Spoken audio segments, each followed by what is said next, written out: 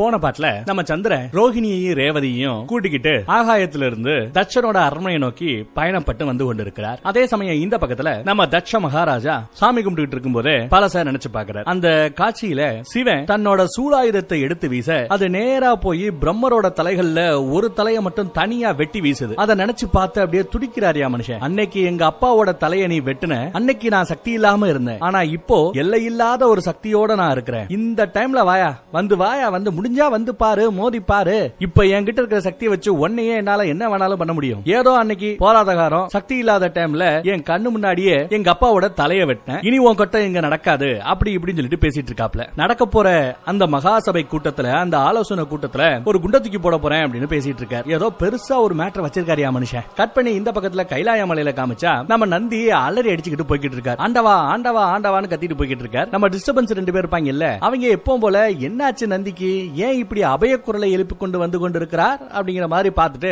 என்ன ஏதுன்னு விசாரிக்க போறாங்க. நந்தி வேகமா போய் சிவனோட காலில் விழுந்து தியானத்துல இருந்து கொஞ்சம் முழிச்சுக்கங்க, முக்கியமான மேட்டர் அப்படிங்கிறாரு. சிவனும் கண்ணை முழிக்கிறார். என்னாச்சு நந்தின்னு விசாரிக்கிறாரு. டிஸ்டர்பன்ஸ் தூரத்துல இருந்து எல்லாத்தையும் வேடிக்கை பார்த்துட்டு இருக்காங்க. இவ ஏதாவது காரணம் சொல்லுவான்னு பார்த்தா காரணம் சொல்ல மாட்டேங்கிறாப்ல நம்ம நந்தி. பரவாயில்லையா சொல்லியா அப்படின்னா தயக்கமா இருக்குங்கிறாரு. இந்த வாயால எப்படி சொல்லுவேங்கிறாரு. பரவாயில்ல சொல்லியா அப்படின்னு மறுபடியும் கேட்க இப்ப வாய துறக்கிறாரியா. நம்ம மயானத்துக்கு தட்ச மகாராஜாவோட சாம்ராஜ்யத்திலிருந்து விரட்டி அடிக்கப்பட்ட, நாடு கடத்தப்பட்ட அந்த சிற்பிகள் கூட்டம் வந்திருக்கு. சாப்பாடு இல்ல, சரியா சாப்பிடாம சரியா கொள்ளாம வயசானவங்க நிறைய பேர் ரொம்ப கஷ்டப்பட்டு, குழந்தைகள் எல்லாம் கஷ்டப்பட்டு அவங்க வந்திருக்கிற நிலைமையை பார்த்தாலே பரிதாபமா இருக்கு. இந்த மாதிரி கஷ்டப்பட்டு அவங்க நம்ம கைலாய மலைக்கு வந்து சேர்ந்திருக்காங்க. ததீசி குருநாதர் அவரோட ஆலோசனை பேர்ல தான் வந்திருக்கிறதா எல்லாத்தையும் எடுத்து சொல்லி அழுதுகிட்டு இருக்காரு நம்ம நந்தி. அவங்களோட கஷ்டத்தை பார்த்து மனுஷன் கதறாரியா. கேட்ட நம்ம சிவனுக்கே லைட்டா ஷாக். நம்மள நம்பி வந்துட்டாங்க, கைலாய மலைக்கே வந்துட்டாங்க, அவங்கள நானே நேர்ல வந்து வரவேற்கிறேன், அவங்களுக்கு வேண்டிய விஷயங்கள் எல்லாம் செஞ்சு கொடுக்கலாம் அப்படிங்கிற மாதிரி சிவனே சொல்லிட்டாரு. அதே சமயம் கட் பண்ணி இந்த பக்கத்துல அந்த சிற்பிகள் கூட்டத்தை காமிச்சா ஒரு மயானத்துல ஒரு சுடுகாட்டுல உட்கார்ந்து இருக்காங்க. ஏன்னா கைலாய மலையில நிறைய அகோரிகள் இருப்பாங்க, நிறைய சுடுகாடுகள் இருக்கும்,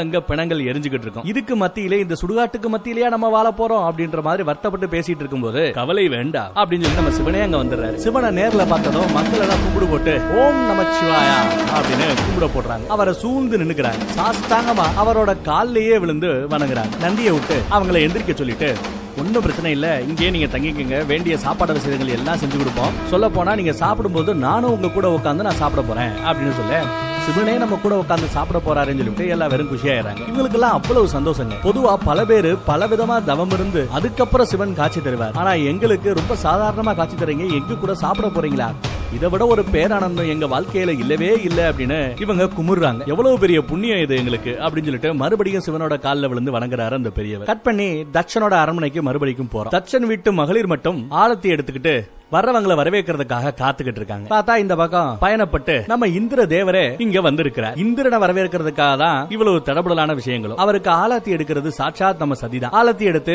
செய்ய வேண்டிய மரியாதையெல்லாம் செஞ்சு வரவேற்றதும் பரவாயில்ல, உங்க வரவேற்பை கண்டு நான் மிக்க மகிழ்ந்தேன், ஏதாவது ஒரு வர வேண்டும் என்றால் கேளுங்கள், வரம் தருகிறேன் அப்படிங்கிறாரு நம்ம இந்திரன். எனக்கு வேற என்ன வேணும், உலகத்தை வளமா வச்சுக்கிறது உங்க பொறுப்பு, ஆனா இன்னும் கொஞ்சம் செப்பனே செய்யுங்க, உலக மக்கள் எல்லாரும் வளமா இருக்கிற மாதிரி ஒரு வரத்தை எனக்கு கொடுத்தீங்கன்னா அதுவே போதும்னு பொது நலமா வரம் கேட்கிறாங்க. சிறப்பு இல்லையா? அவரும் எல்லாம் சிறப்பாக நடக்கும் அப்படின்னு சொல்லிட்டு போயாச்சு. அதுக்கப்புறம் பார்த்தா நம்ம சந்திரன் வராரு, கூடவே ரோஹிணி வராங்க. அவங்க 2 பேரை பார்த்தது இவங்க குஷியாயிராங்க. ரோஹிணி இவங்க கூட பிறந்தவ இல்லையா, சோ அவளை பார்த்து இவங்களுக்கு சந்தோஷம். அக்கா வாங்க வாங்க வாங்கன்னு கூப்பிடுறாங்க. ஆமா ரேவதி அக்கா எங்க அப்படின்னு நம்ம ஹீரோயின் கேட்க அதுக்கு இவங்க 2 பேரும் ஸ்டார்டிங்ல முழிக்கிறாங்க. பார்த்தா பின்னாடியே ரேவதியும் வராங்க, தனியா வராங்க. ரேவதியை பார்த்ததுக்கு அப்புறம் தான் நம்ம சந்திரனுக்கு பெருமூச்சே வருதுங்க. பெருசா மூச்சை விடுறாரு. இவங்களுக்குள்ள என்ன கச்சம்சா அப்படின்னு தெரியல. ரேவதியை கட்டி பிடிச்சுக்கிறாங்க. அதுக்கப்புறம் ரேவதி அக்கா நீயும் உன் புருஷன் கூட சேர்ந்து நில்லு, எல்லா பேருக்கு சேர்ந்தாப்ல ஆழத்தி எடுக்க போறோம் அப்படின்னு சொல்றாங்க. உடனே இந்த பொண்ணோட மூஞ்சி ஒரு மாதிரியா மாறுதுங்க. அவங்க தயங்குறாங்க. இருந்தாலும் இவங்க கம்பல் பண்ண சரின்னு சொல்லிட்டு அவங்களும் போய் நிக்கிறாங்க. 3 பேருக்கும் பொட்டு வச்சு மலர் தூவி ஆலாத்தி எடுத்து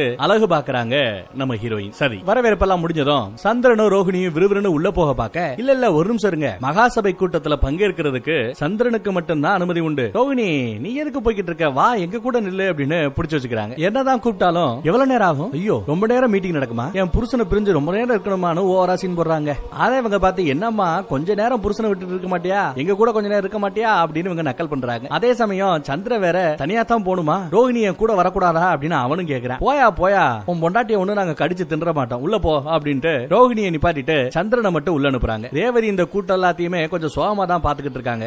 இவங்களுக்கும் அவங்களுக்கு என்ன பஞ்சாயத்துன்னு தெரியல. இப்போ சோலோவா சந்திர உள்ள போறார். இந்த பக்கம் அக்கா தங்கச்சிமார்கள் எல்லாம் ஒன்னா இருக்காங்க. அதே சமயம் நம்ம சதி மட்டும்தான் ரேவதியோட நட நடவடிக்கையில ஏதோ ஒரு மாற்றம் தெரியுது, ஒரு தயக்கம் தெரியுதுன்னு புரிஞ்சுக்கிட்டு ஒரு சின்ன வேலை இருக்கு, நீங்க முன்னாடி போங்க, நான் ரேவதி அக்கா கூட்டிட்டு பின்னாடியே வந்துறேன்னு சொல்லிட்டு இவங்க 2 பேரும் தனியா பிரிஞ்சிடறாங்க. அவங்கள முன்னாடி போக விட்டு இவங்க பின்னாடி நடந்து போறாங்க. மறுபடியும் அந்த பக்கம் கைலாய மலைக்கு ஒரு எட்டு போனோம்னா சிவனுக்கு முன்னாடி அதே சுடுகாட்டிலேயே வரிசையா வந்த சிற்பிகளை உட்கார வச்சு வாழை இலை விருந்து நடக்குது. விதவிதமான பாண்டங்களை எல்லா பேருக்கும் சாப்பிடறதுக்கு கொடுக்கறாங்க. சிவனும் கூட இருந்து சாப்பிடுறாரு. ஒரு வழியா சாப்பிட்டு முடிச்சு கடைசியா தண்ணியும் குடிச்சு விருந்து நல்லபடியா முடிஞ்சிருச்சுங்க. இது வரைக்கும் நீங்க கட்ட அந்த கஷ்டம் எல்லாம் போதும். இதே கைலாய மலையோட மலை அடிவாரத்துல நீங்க சிற்பம் செய்வதற்கு ஏற்ற வகையான பாறை கற்கள் நிறைய இருக்கா. அங்க குடிக்கிறதுக்கு நல்ல தண்ணியும் இருக்கா, சமதளமான தரைத்தளமும் இருக்கா, சுத்தி வேணும்னா பறிச்சு சாப்பிடுறதுக்கு காடுகளும் இருக்கா. அங்கேயே நீங்க தங்கிக்கலாம். நீங்க நிம்மதியா சிறப்பா உங்க சிற்ப கலையையும் அதே சமயம் கண்டினியூ பண்ணிக்கிட்டே நல்லபடியா சாப்பிட்டு தெம்பா இருங்க, ஒன்னும் பிரச்சனை இல்ல, நான் இருக்கிறேன் அப்படிங்கிறாரு நம்ம சிவன். அவங்களும் ரொம்ப சந்தோஷப்படுறாங்க. ஆஹா ஆஹா, அருமை அருமை, நாங்க நீங்க சொன்ன இடத்துலயே தங்கிக்கிறோம். அப்புறம் வர்ற வழியில தட்சனோட மக சதிய பார்த்தோம் அப்படின்னு சதியை பத்தி பேச ஆரம்பிக்கிறாரு. சதியோட பேரை கேட்டதும் நந்தி சந்தோஷப்படுவாப்ல, நம்ம டிஸ்டர்பா தான் ஃபீல் பண்றாங்க. எங்களுக்கு எப்படி அவரு தட்சன் தண்டனை கொடுத்தாப்லயோ அதே மாதிரிதான் தன்னோட பொண்ணான சதிக்கும் அந்த மனுஷன் தண்டனை கொடுத்தாப்ல. எங்க தண்டனையில இருந்து எங்களை நீங்க காப்பாத்திட்டீங்க, மோட்சம் கிடைச்ச மாதிரி நாங்க சந்தோஷமா இருக்கோம். அதே மாதிரி அந்த பக்கம் தண்டனை அனுபவிச்ச நம்ம சதிக்கு நீங்க ஏதாவது செய்யணுமா இல்லையா அப்படின்னு கேக்குறாரு. வேலிடான பாயிண்ட் தானே. ஒரு கால் அப்பாவோட டார்ச்சர் தாங்காம சதி எங்கள மாதிரியே இந்த கைலாய மலையை நோக்கி வர ஆரம்பிச்சிட்டாங்கன்னா வந்தா நீங்க எங்களை வரவேற்ற மாதிரி எங்களை அரவணைச்ச மாதிரி சதியையும் ஏத்துக்கணும் அப்படின்னு கேக்குறாரு. சிரிச்சுக்கிட்டே இருந்த நம்ம சிவனோட முகம் அப்படியே ஒரு மாதிரியா மாறுதுங்க. கட் பண்ணி மறுபடியும் தட்சனோட அரமனையை காட்டுறாங்க. சதியும் ரேவதியும் மட்டும் தனியா உட்காந்து பேசிட்டு இருக்காங்க. இங்கதான் நம்ம சதி கேக்குறாங்க, என்ன வந்ததுல இருந்து பாத்துக்கிட்டு இருக்கேன், ஏதோ ஒரு தயக்கத்தோடயே கஷ்டத்துல இருக்கிற மாதிரியே ஃபீல் பண்ணி பிஹேவ் பண்ணிட்டு இருக்கியே, புகுந்த வீட்டுல ஏதாவது பிரச்சனையா அப்படின்னு விசாரிக்கிறாங்க நம்ம சதி. இல்ல நான் ரொம்ப சந்தோஷமா இருக்கேன், சந்திரனை கல்யாணம் பண்ணது மிகப்பெரிய பாக்கியம், அவர் கூட நான் சந்தோஷமா தான் இருக்கேன், ஒரு நாள் நான் கூட இல்ல கூட மனுஷன் இருக்க மாட்டாப்ல, என்ன தேடி வந்துருவாப்ல, நான் இல்லாம அந்த மனுஷனால இருக்கவே முடியாதுன்ற ரேஞ்சுக்கு பேசுறாங்க. என்ன இப்படி பேசுற, ஆனா உன் மூஞ்சியோட ரியாக்ஷனை பார்த்தா சரியில்லையே அப்படின்னு சரி பாயிண்ட் பிடிச்சு மறுபடியும் கேக்குறாங்க. இல்ல நீ தப்பா புரிஞ்சுக்கிட்ட, புகுந்த வீட்டுல இருந்து பிறந்த வீட்டுக்கு வந்ததும் பிறந்த வீட்டுல இந்த சின்ன வயசு நினைவுகள் எல்லாம் எனக்கு வந்துருச்சு, அதனாலதான் கொஞ்சம் ஒரு மாதிரியா இருந்தனே ஒழிய மித்தபடி எனக்கு புகுந்த வீட்டுல எந்த பிரச்சனையும் இல்லங்கிற மாதிரி சொல்றாங்க. ஆமாக்கா உண்மைதான், சொல்ல போனா எனக்கு கூட அந்த பழைய நினைவுகள் எல்லாம் ஞாபகம் வருது. உன் கல்யாண நாள நினைச்சு பாரு, அன்னைக்கு எல்லா பேரும் உன்னை புறமாப்பட்டாங்க, சந்திர மாதிரி ஒரு புருஷன் இந்த ரேவதிக்கு கிடைச்சிருச்சே அப்படின்னு எல்லா பேருக்குமே உன் மேல பொறாம. அது மட்டுமா 2வது தாரமா போறோமே அப்படின்னு உனக்கும் பிரச்சனை இல்ல, 2வது தாரமா தான் தங்கச்சியவே கட்டிக்க போறாங்களேன்னு சொல்லிட்டு ரோஹிணி அக்காவுக்கு எந்த பிரச்சனையும் இல்ல.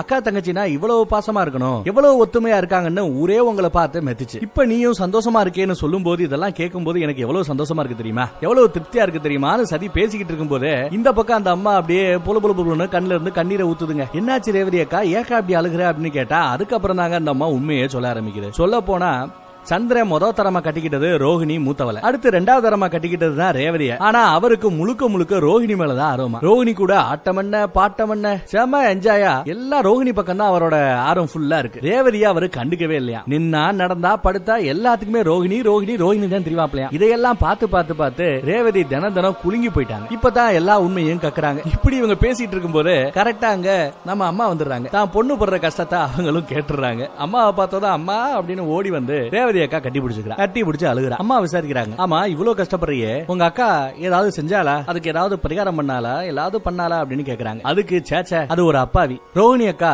இந்த மாதிரி நான் ஃபீல் பண்ணிக்கிட்டு இருக்கேன், நான் நினைச்சுக்கிட்டு இருக்கேங்கிறது கூட அவங்களுக்கு தெரியாது, அந்த லெவலுக்கு ஒரு அப்ராணி, நான் படுற கஷ்டம் எனக்கு மட்டும்தான் தெரியும், என் மனசுக்குள்ளேயே குலுங்கி தினம் அழுதுகிட்டு இருக்கேன் அப்படிங்கிறாங்க ரேவதி. ஒன்னும் பிரச்சனை இல்ல, வருத்தப்படாத, நானே என் மருமகன் சந்திரன் கிட்ட பேசுறேன், ரோஹிணியை பாத்துக்கிற மாதிரியே ரேவதியையும் பாத்துக்கணும் அப்படின்னு நான் சொல்றேன் அப்படின்னு சொல்றாங்க. அப்போ நம்ம ரேவதி கேக்குறாங்க, என்கிட்ட என்ன குறைச்சல், அழகு இல்லையா, அறிவு இல்லையா, எல்லாம் இருந்தும் என்ன எதுக்காக சந்திரன் கண்டுக்கவே மாட்டேங்கிறாப்ல, அக்கா பக்கமே தெரியாது, என்கிட்ட என்ன குறை இருக்கு அப்படின்னு சொன்னார்னா தான் அந்த குறையை என்னால நிவர்த்தி பண்ண முடியும், ஆனா என் கூட அந்த மனுஷன் டைம் கூட ஸ்பெண்ட் பண்ண மாட்டேங்கிறாப்ல, என் சோகத்தை எங்க சொல்ல அப்படிங்கிறாங்க. அப்ப நம்ம சதி சொல்ற, அக்கா இப்ப என்ன உனக்கு, உன் புருஷன் உன் கூட டைம் ஸ்பெண்ட் பண்ணணும் அவ்வளவுதானே, வசந்த கால விழா கூடிய ஒரு விழா நடக்க போகுது, அந்த டைம் வரும்போது கண்டிப்பா நிறைய ஃப்ரீ டைம் கிடைக்கும், கவலைப்படாத அப்படின்னு ஒரு அட்வைஸ் போடுறாங்க. அந்த பக்கம் பார்த்தா மீதி 3 அக்கா மருக இருக்காங்கல்ல, அவங்க எல்லாம் உட்காந்து தாயம் விளையாண்டுகிட்டு இருக்காங்கன்னு நினைக்கிறேன். அப்பப்போ ரோஹிணி விசாரிச்சுக்கிட்டே இருப்பாங்க, சபா முடிஞ்சிருச்சா, ஆலோசனை கூட்டம் முடிஞ்சிருச்சா, சந்திரன் எங்கே அப்படின்னு கேட்டுக்கிட்டே இருப்பாங்க. கூட இருக்கிற அக்காமார்கள் நக்கல் பண்ணிட்டே இருப்பாங்க. ஓட்டுனது போதும், கேட்டதுக்கு பதில் சொல்லுங்க ஆலோசனை கூட்டம் எப்ப முடியும் அப்படின்னு மறுபடியும் கேக்குறாங்க. அடி பாவி, ஆலோசனை கூட்டம் இப்பதான் ஆரம்பிக்கவே செஞ்சிருக்கும், ஆனா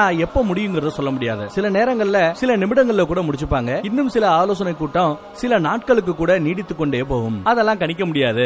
இந்த பழத்தை சாப்பிட்டு தாயத்தை போடு விளையாடுவோம் அப்படின்னு விளையாண்டுகிட்டு இருக்காங்க. அதே சமயம் அந்த பக்கத்துல அந்த ஆலோசனை கூட்டத்துல என்ன நடக்குதுன்னு ஒரு எட்டு பார்த்து வந்துருவோம். ஒண்ணு இல்ல, இந்த உலக நிர்வாகம் எல்லாம் சரியா நடந்துகிட்டு இருக்கான்னு, இந்த மக்கள் எல்லாம் சந்தோஷமா இருக்காங்களா பயமில்லாம இருக்காங்களான்னு தெரிஞ்சுக்கலான்றதுக்காக இந்த ஆலோசனை கூட்டம். ஸ்டார்டிங் பாயிண்டா இத பத்தி நம்ம டிஸ்கஸ் பண்ணுவோம் அப்படிங்கிற மாதிரி தட்சன் எடுத்து சொல்ல, இந்திரன் அது சம்பந்தமா என்கிட்ட சில பாயிண்ட்ஸ் இருக்கு எடுத்து வைக்கவா அப்படின்னு கேக்குறாரு. சொல்லுங்க இந்திரா அப்படின்னு கேட்டா, இல்ல எனக்கு கொஞ்சம் பயமா இருக்கு. அசுரர்களுக்கும் தேவர்களுக்கும் நடுவுல ஒரு பிரம்மாண்டமான யுத்தம் தொடங்கிடுச்சுன்னு உங்க எல்லாருக்கும் தெரியும். அங்கங்க பிரச்சனைகள் கிளம்பிக்கிட்டே இருக்கு. இது பத்தாதுன்னு அசுரர்களோட குருவான சுக்ராச்சாரியார் ஒரு பிரம்மாண்டமான தவம், அதுவும் யாரை நோக்கி தவம் பண்ணிக்கிட்டு இருக்காரு? சிவனை நோக்கி தவம் பண்ணிக்கிட்டு இருக்காரு. அவரோட தவத்துல மனசிறங்கி சிவனும் காட்சி கொடுப்பார், கேட்கிற வரத்தை கொடுப்பார். எதுக்காக அந்த சுக்ராச்சாரியார் இப்போ தவம் இருந்துகிட்டு இருக்காரு அப்படின்னா, என்னோட சஞ்சீவினி வேணும், என்னது சஞ்சீவினி வேணும் அப்படின்னு சொல்லிட்டு தான் அந்த மனுஷன் இப்போ பயங்கரமா தவம் பண்ணிக்கிட்டு இருக்காரு. சிவனும் சரி பரவாயில்ல சஞ்சீவினி எடுத்துக்கோ அப்படின்னு கொடுத்துட்டாரு, வரமா கொடுத்துட்டாரு அப்படின்னா, அதுக்கப்புறம் மூ உலகத்தையுமே அவங்க ஆட்டி படைக்க ஆரம்பிச்சிருவாங்க அசுரங்க. இந்த மாதிரி ஒரு பெரிய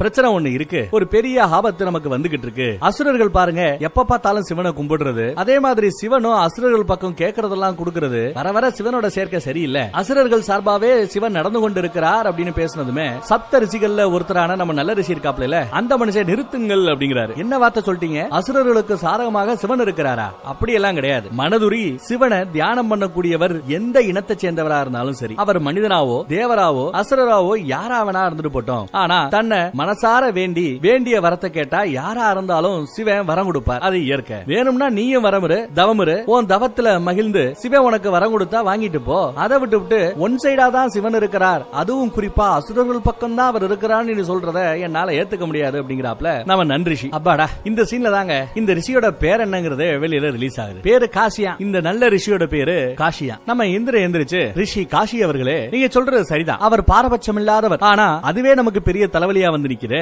பாரபட்சம் இல்லாம கெட்டவங்களா இருக்கக்கூடிய அந்த அசுரர்களுக்கும் அள்ளி அள்ளி வரத்தை கொடுத்தா நாளை பின்ன அவங்க மறுபடியும் நம்ம மேல போதெடுத்து வரானுங்களே. அவர் நல்லவர்கள் பக்கமா கொஞ்சம் பாரபட்சத்தோட இருந்தாதான் என்ன அப்படிங்கிற மாதிரி பேசிட்டு இருக்காப்ல. நடுவுல நம்ம தட்சன் புகுந்து எல்லா பேரும் பேசிட்டீங்கல்ல, பேசுற உரிமை எல்லாருக்கும் உண்டு, எல்லாரோட ஆலோசனையும் நான் கேட்பேன், அதுக்காக தான் நான் எல்லாருக்கும் வாய்ப்பு கொடுத்தேன் அப்படின்றாரு. இருந்தாலும் இந்திரன் சொல்றது எனக்கு என்னமோ சரியா படுது. தனிப்பட்ட விருப்பு வெறுப்பெல்லாம் ஒதுக்கி வச்சுட்டு தான் இந்த ஆலோசனை கூட்டத்துல எல்லா பேருமே பங்கெடுக்கணும். பேச்சுல அசுரகுலத்தோட குருநாதர் சுக்ராச்சாரியாரோட பேச்சும் அடிபட்டது. சோ அவரையும் நம்ம ஆலோசனை கூட்டத்துல கூப்பிட்டா இன்னும் கொஞ்சம் சரியா இருக்கும்னு நினைக்கிறேன். அவருக்கு நான் ஒரு அழைப்பை விடுக்க போறதா நம்ம தட்ச மகாராஜா சொல்றாரு. அவரையும் கூப்பிட்டு இந்த ஆலோசனை கூட்டத்துல எல்லாத்தையும் பேசி முடிச்சிட்டோம்னா அமைதி பேச்சுவார்த்தையை நடத்துவோம், அதுல ஒரு நல்ல தீர்வு வந்தா எல்லாருக்கும் சந்தோஷம் தானே அப்படிங்கிற. அது மட்டும் இல்ல, இந்த மகாசபை கூட்டத்துக்கு இன்னொரு முக்கியமான விருந்தாளி அவரையும் நம்ம கூப்பிடணுங்கிற. அவர் இங்க கண்டிப்பா வரணும், அவர் வந்தாதான் எல்லாத்துக்கும் ஒரு தீர்வு கிடைக்கும். ஏன்னா அவரோட பேச்சும் இங்க அடிபட்டுருச்சு, அதனால அவரையும் கூட்டாதான் கரெக்டா இருக்கும். அந்த சிறப்பு விருந்தினர், அந்த ஸ்பெஷல் கெஸ்ட் வேற யாரும் இல்ல,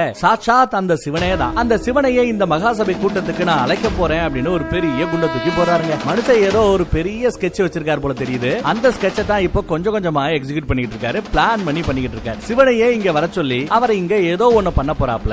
என்ன பண்ண போறார்? இவரோட மாஸ்டர் பிளான் என்னவா இருக்கும்? தெரிஞ்சவங்க கமெண்ட்ல சொல்லுங்க, தெரியாதவங்க வெயிட் பண்ணுங்க. நெக்ஸ்ட் எபிசோட்ல இன்னும் கொஞ்சம் டீடைல்டா பாப்போம். அப்புறம் ரொம்ப நாள் ஆச்சுங்க இந்த சப்ஸ்கிரைப் பண்ண சொல்லி கேட்டு, போற போக்குல கழுத அந்த சப்ஸ்கிரைப் பட்டனை ஒரு தட்டு